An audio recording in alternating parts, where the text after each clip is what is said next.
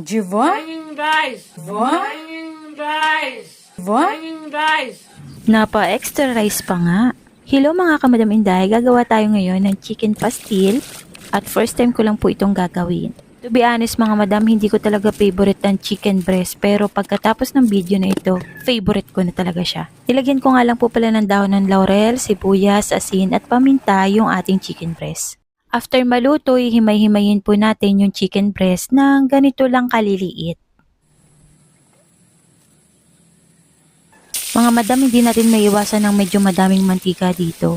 Dinamihan ko po pala ang sibuyas, bawang at nilagyan ko din po ng luyang dilaw. Optional lang naman po yun. Para medyo makulay yung ating chicken pastil at masarap tingnan mga madam. Haluin natin, pikot-ikutin, parang ginawa ng exercise.